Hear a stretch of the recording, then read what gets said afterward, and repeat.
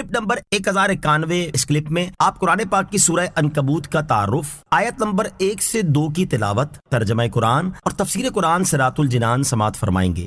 سورۃ العنکبوت، سورہ عنکبوت کا تعارف۔ مقام نزول، سورہ عنکبوت مکہ مکرمہ میں نازل ہوئی ہے۔ رکوع اور آیات کی تعداد، اس سورت میں 7 رکوع اور 69 آیتیں ہیں۔ عنکبوت نام رکھنے کی وجہ، عربی میں مکڑی کو عنکبوت کہتے ہیں، اور اس سورت کی آیت نمبر 41 میں اللہ تعالیٰ نے شرک کے بطلان پر عنکبوت یعنی مکڑی کی مثال دی ہے۔ اس مناسبت سے سورت کا نام سورہ عنکبوت رکھا گیا ہے۔ سورہ عنکبوت کے مضامین، اس سورت کا مرکزی مضمون یہ ہے کہ اس میں توحید و رسالت، مرنے کے بعد دوبارہ زندہ کیے جانے اور اعمال کی جزا ملنے پر دلائل دیے گئے ہیں، اور مصیبت و آزمائش وغیرہ ہر حال میں ایمان پر ثابت قدم رہنے کی ترغیب دی گئی ہے۔ نیز اس سورت میں یہ مضامین بیان کیے گئے ہیں۔ نمبر 1، اس سورت کی ابتدائی آیات میں بتایا گیا کہ دنیا میں مسلمانوں کو سختیوں اور مصیبتوں کے ذریعے آزمایا جائے گا، اور ان سے پہلے لوگوں کو بھی آزمایا گیا تھا۔ نمبر 2، اپنے نفس کے ساتھ جہاد کرنے کا فائدہ اور ایمان قبول کر کے نیک اعمال کرنے کا صلہ بیان کیا گیا۔ نمبر 3، والدین کے ساتھ اس نے سلوک کرنے کی حد بیان کی گئی۔ نمبر 4، یہ بتایا گیا کہ انبیاء کرام علیہ الصلوۃ والسلام کی آزمائش مسلمانوں کے مقابلے میں انتہائی سخت ہوتی ہے، اور اسی سلسلے میں اللہ تعالیٰ نے اپنے حبیب علیہ الصلوۃ والسلام اور مسلمانوں کے سامنے حضرت نوح، حضرت ابراہیم، حضرت لوط، حضرت شعیب، حضرت ہود اور حضرت صالح، حضرت موسیٰ اور حضرت ہارون علیہ الصلوۃ والسلام کے واقعات بیان فرمائے، تاکہ یہ جان جائیں کہ اللہ تعالیٰ نے انبیاء کرام علیہ الصلوۃ والسلام کی مدد فرمائی اور انہیں جھٹلانے والوں کو ہلاک کر دیا۔ نمبر 5، انبیاء کرام علیہ الصلوۃ والسلام کے واقعات بیان کرنے کے دوران اللہ تعالیٰ کی قدرت اور وحدانیت اور مرنے کے بعد دوبارہ زندہ کیے جانے پر دلائل دیے گئے۔ نمبر 6، اہل کتاب اور مشرکین کے اعتراضات کے جوابات دیے گئے۔ نمبر 7، کفار کے ظلم و ستم کا شکار مسلمانوں کو ہجرت کرنے کی ہدایت دی گئی اور ان کے لیے اجر و ثواب بیان کیا گیا۔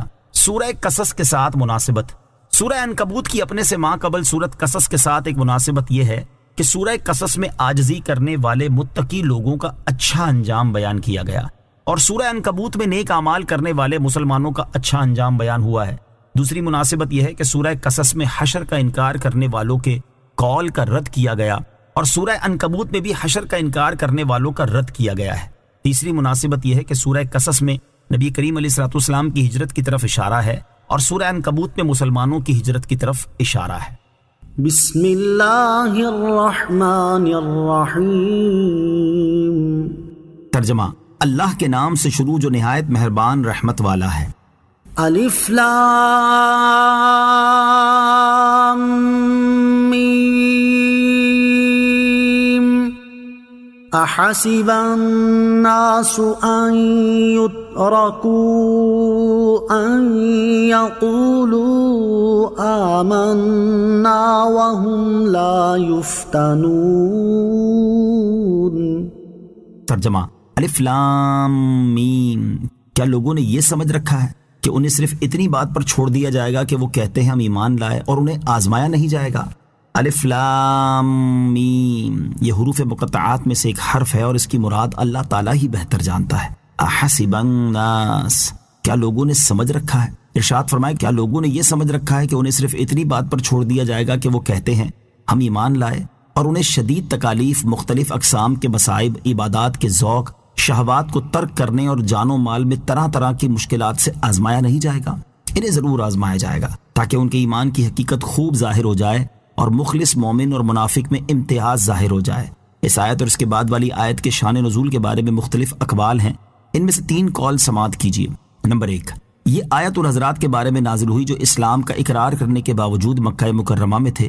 صحابہ کرام رضی اللہ تعالی عنہم نے انہیں لکھا کہ جب تک ہجرت نہ کر لو اس وقت تک محض اقرار کافی نہیں۔ اس پر ان صحابہ کرام علیہم الرضوان نے مکہ مکرمہ سے ہجرت کی اور مدینہ منورہ جانے کے ارادے سے روانہ ہوئے۔ مشرکین ان کے پیچھے لگ گئے اور ان سے لڑائی کی، ان میں سے بعض حضرات شہید ہو گئے اور بعض بچ کر مدینہ منورہ آئے۔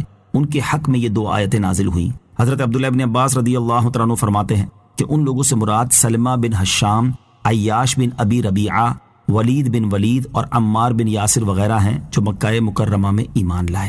نمبر 2، یہ آیتیں حضرت عمار رضی اللہ تعالیٰ عنہ کے حق میں نازل ہوئیں، جو اللہ تعالیٰ کی عبادت کرنے کی وجہ سے ستائے جاتے تھے اور کفار انہیں سخت ایذائیں پہنچاتے تھے۔